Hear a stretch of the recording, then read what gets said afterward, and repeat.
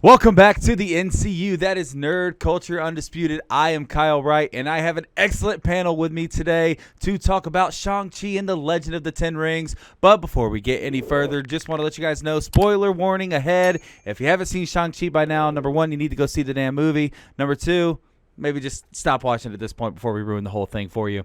Like I said, great panel with me today. I want to start with David. Dave, right here on the bottom right of everybody's screen. Dave, this is your first recording with us? That's right. First one was kind of a dud.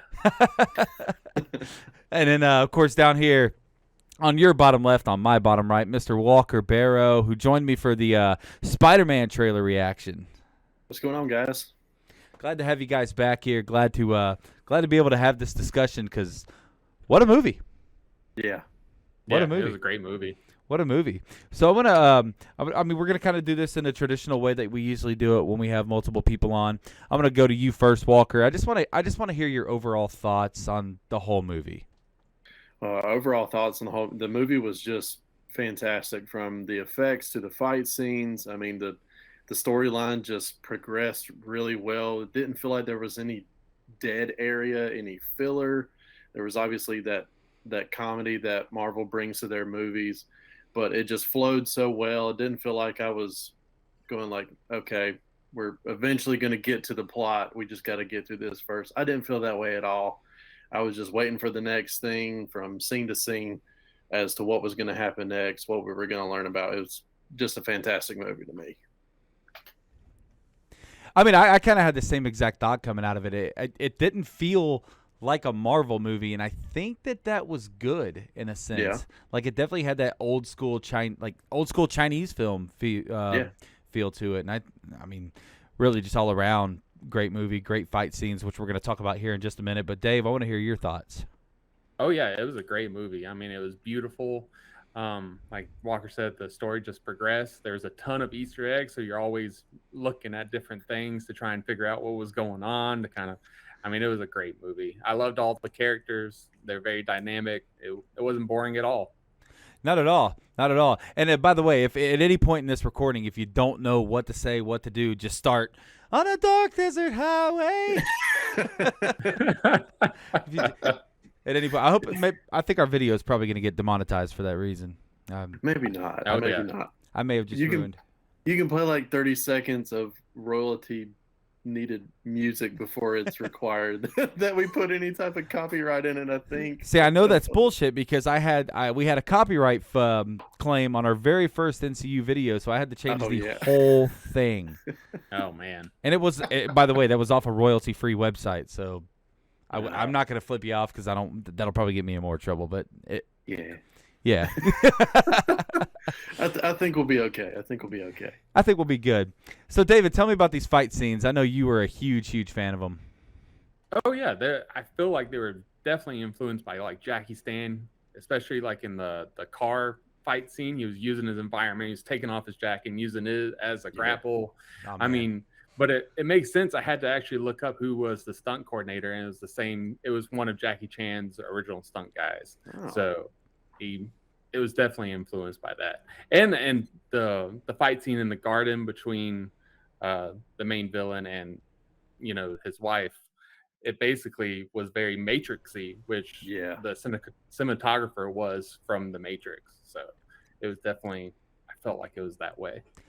That fight scene really had it really like centered around the pennant around his neck. I don't remember the actual. I just saw the movie again like 6 hours ago, and it made that like the main centerpiece of the fight. And I mean that was awesome. Like you said, it was very Jackie Chan-esque, and everything was just so beautifully put together. I love the choreography and the like with the air bending and the fights and everything like that between his mom and dad.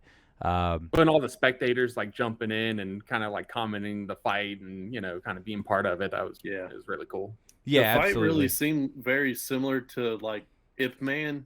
Kind of seemed very similar to like an Ip Man fight scene to me. Just the way it looked, I was like, I can see where this is coming from. I mean, overall, just incredible. Beautiful. I really liked it, almost like a Rush Hour feel too when they were when they're on the outside of the building. Yeah. of her of the fight. What would you the fight Just throw arena? some, what's his name? Chris Rock in there? Is that Yeah. Chris Rock? Oh no, Yes, Yeah. Chris Chris no, Rock instead of Chris Tucker. yeah, Chris Aquafina. Tucker. Yeah, Chris Tucker instead of Aquafina. Chris Tucker, And it's Chris basically Rush Hour. Hell no! The movie was so great, so I great. am you. I hope they make a Rush Hour 4. They got to do Yeah, that. that'd be great. All right, Walker. I'm gonna throw this next one to you. All right. I'm sorry. Read read the question. Oh. Oh hell, he Okay. doesn't have his phone out. I'm sorry. It's right here on my phone. Hang on one second. Oh my goodness, it's our first all time, right. by the way, doing this. No chemistry. You egg. Okay, so the next thing we have up is his sister running the 10 rings. You know, at the end of the movie, you just see her come out sitting on this throne, and just all these guys are out here just fighting and training. What do we think is going to come of that? You want that I one first, think it's Dave? gonna Go ahead. be, yeah, I think it would be like a Fight Club-esque, like a mini series on Right. Disney Plus, where they just put like all the Marvel people together and see who comes out on top. Right. You know, It's- that'd be cool.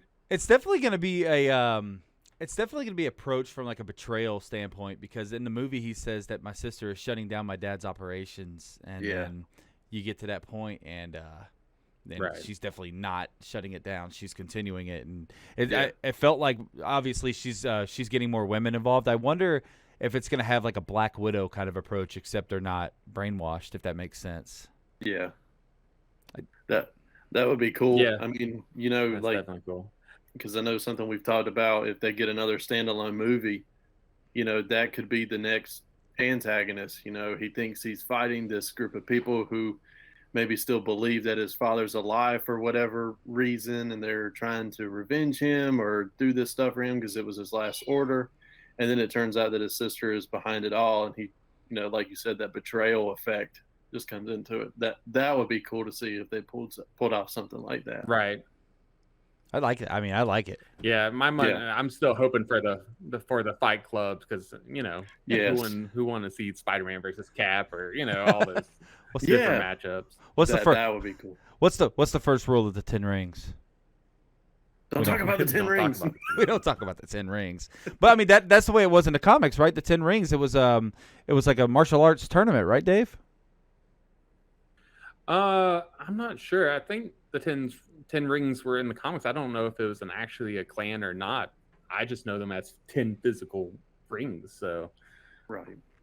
I think there was I thought this would be what the movie centered around. I think there was a comic run where they did, especially when they showed the fight scene in the trailer between Wong and Abomination, which we're about to talk about here in a second. But when they showed that in the trailer, it kind of it made me think that they're going to run that like martial arts style tournament for the 10 rings, and it was going to come down to him and his dad. But Yeah. story was still beautifully written. Really, really incredible. The Soul Suckers thing, that's a whole different conversation. I Yeah. think that's I got some Cthulhu coming in here. Yeah. Yeah. okay. So I'm going to let you bring that up, Dave. Yeah, so I mean, this dark portal, we've seen it in What If. You know, if you're Yeah. watching those episodes, all the tentacle monsters, it's been in 2 so far. Spoilers for What If, by the way. Yeah. Right. Is that going to be and then, you know, Doctor Strange Madness, and that's definitely going to deal with Yeah. something like that. So that might be the next major villain. It seems like this like exactly that. I mean, episode 1 of What If with Peggy Carter fighting the tentacle monster. Yeah. The Doctor Strange episode definitely had some of that, and now you get Cut off the tentacles. and now you get this almost Cthulhu style creature soul sucking Right. and Shang-Chi. I mean, this is the first time I've seen soul suckers in the MCU. So Yeah. yeah. And, you know, Well, you look at Hydra's kind of insignia. It's Right. kind of like a Cthulhu. So I mean, that I don't know if they're going to connect just that right back into it somehow. I'm all for seeing Cthulhu in the MCU though. right. I want South Park Cthulhu though. Silly Cthulhu. Can we make that one canon? I want that Oh. one to be canon. Please. So, David, I'm going to let you run this next question at us here, because this was definitely one of the biggest head scratchers coming out of the movie with Wong and Yes. Abomination. So Wong battling Abomination, and then at the end of it, taking them out to wherever they're going, like they're buddy. What's up with that? My thought on this is it's kind of like exactly what you guys said earlier. It's got to be some kind of like rehab program, if that makes sense. Right. He must be trying to help him.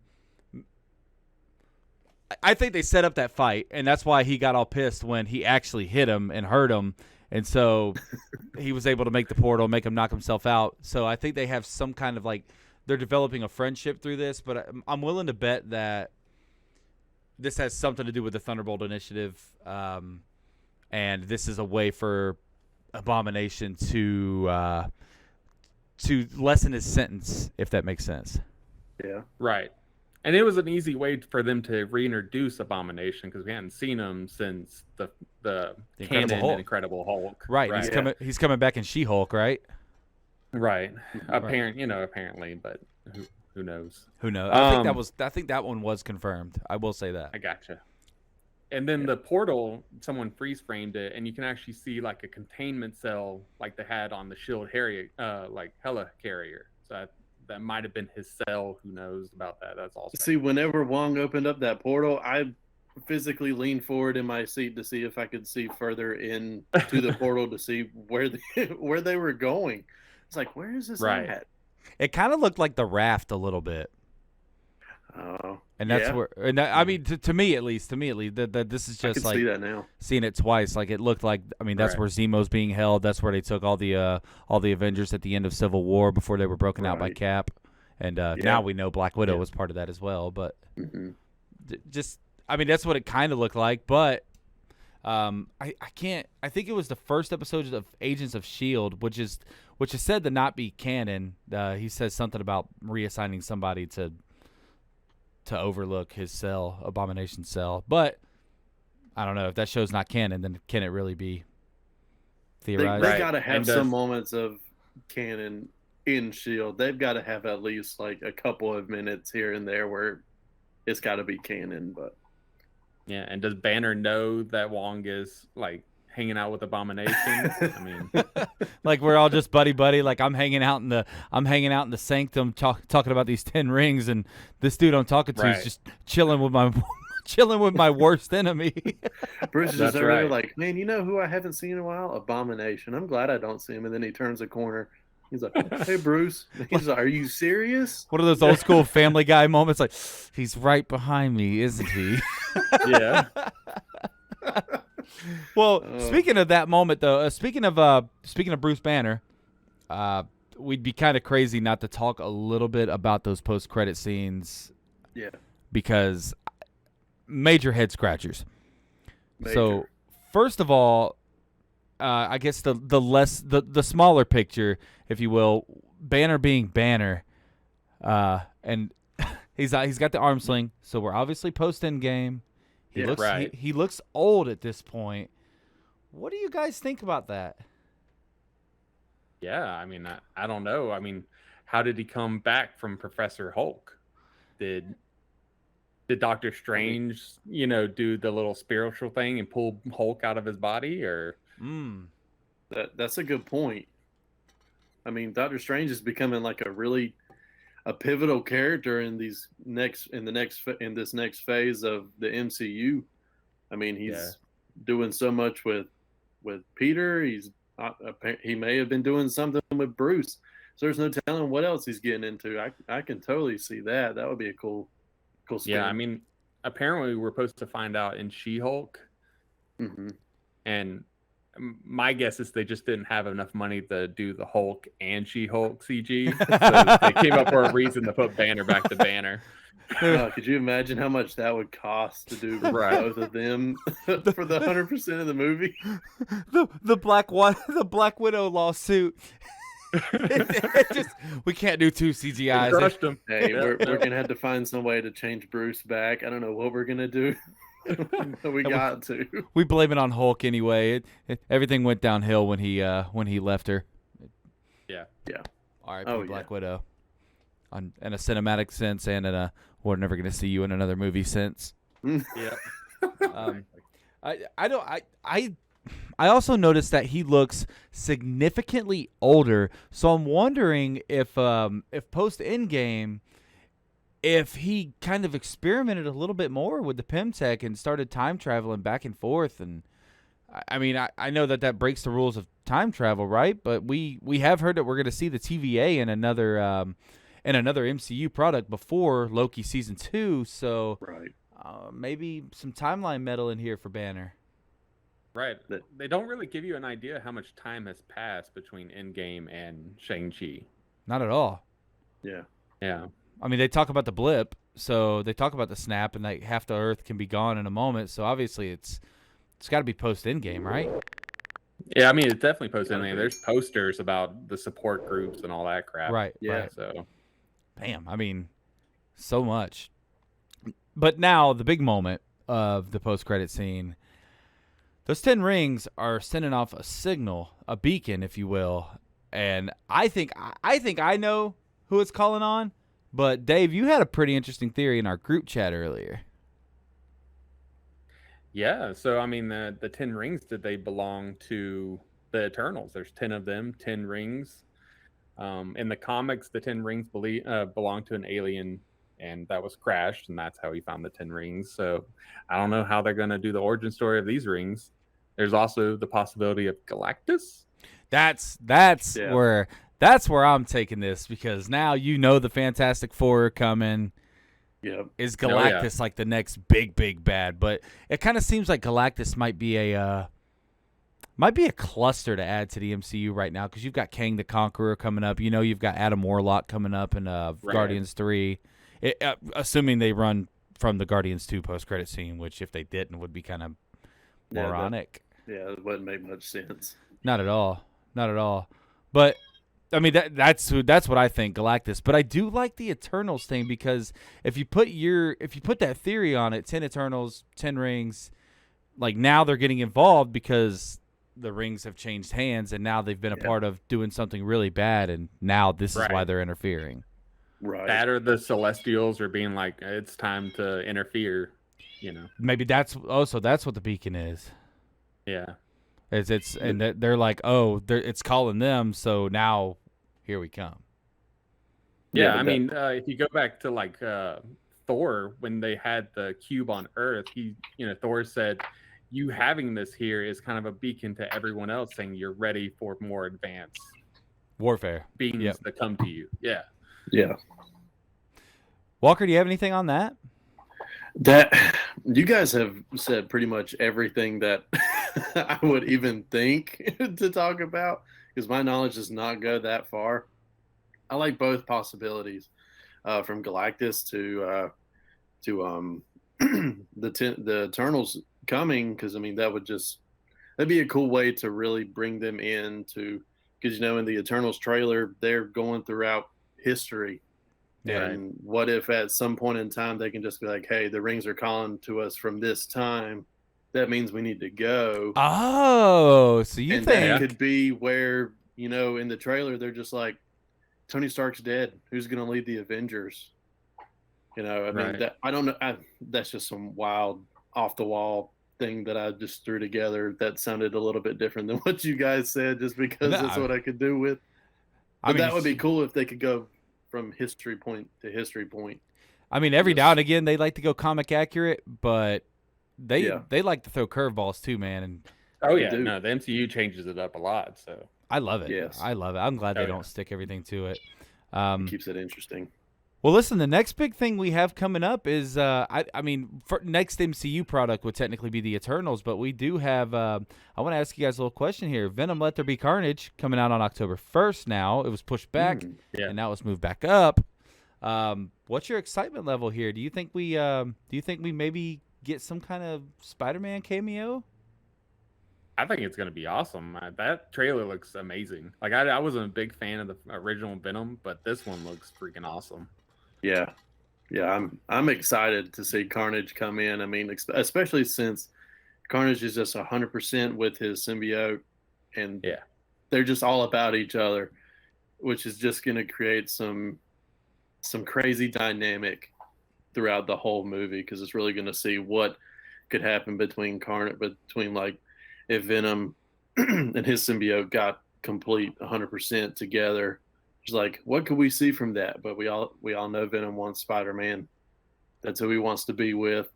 Yeah. Carnage is just like, this is my guy, and we're just gonna kill everything that we come into contact with. So I think it's gonna be fantastic. And then Woody Harrelson being freaking Carnage, it's gonna be so good. That's such good him. Casting. I love Woody Harrelson. Oh yeah. It's really perfect, man. I hope that maybe Sony and Marvel, or Sony and Disney rather, have worked something out to where we can somehow get this like Spider-Verse crossover to where Venom can end up in the MCU, even if it's just for one movie. I would love that to be kind of like how this movie ends. Like these guys are, I don't know, like you just hear a web at the like in the post-credit scene. There's no video, but you just hear like the web shooting or something like that. Yeah. Oh man! But either way, like or just the Spider-Man music. Yeah, there you go. Yeah. I don't demonetization. He just lands and like you just see Venom turn and go you, and then it just clicks and that's it. That's the end scene. I want it to end how the No Way Home trailer ends, where he it's just Venom and he goes, "Hello, Peter." That would be insane. Everybody does that now. Like that's everybody's thing. Like, "Hello, Peter." Joe Swanson. Hello, Peter. Hello, Peter. Well, guys, any final thoughts on Shang-Chi? No, I want a second one already. Yeah, I'm very excited for the possibility of a second movie. And honestly, I think we're going to do a video here soon because the MCU has like 7 untitled they have 7 untitled announcements now set for official releases. So I think we're going to go through here soon and try to theorize what those are going to be. I mean, just a little sneak peek. I have to assume one of them is going to be Shang-Chi too. It's got to be. I mean, it did excellent in the box office. So yeah, it did really good, and that's what happens when you don't release it day one on Disney Plus. There you go. I think martial arts classes are going to get a lot of signups now in the coming months, just so everybody can learn how to fight like that. Because I've been looking here at home. Yeah, he's just going to go knock somebody out on a bus. Hey, when do we get to train on a moving platform? Yeah. When can I chop off my arm and replace it with a sword? Yeah, that's all I'm here for. That's all I'm here for. When can I want to be a soul sucker? That's what I want to be. Yeah. Well, all right. So I'm gonna take this thing home. Once again, Walker, thank you so much, dude. I'm glad you were able to be a part of this one, and I see a lot more coming for us. Yeah, I'm glad I was able to be a part of it because it was an amazing movie. David, thank you again. I'm glad I have something that we can actually use this time. It wasn't. Oh yeah, anytime, man. Well, it wasn't your fault last time. Some of that was on me. And all good. and the other guy. Oh, I love you, Liam. I love you. I'm gonna name drop you. All right. So for everybody else, we're going to get out of here. Make sure you like, subscribe, follow our channel here. Turn on the notification bell so that you get notifications whenever we put anything out. The Right On Sports Show is starting back this Sunday live right here on our YouTube channel and on our Facebook page. Go check out the Right On Sports Show Facebook page. Go follow all of our platforms on social media.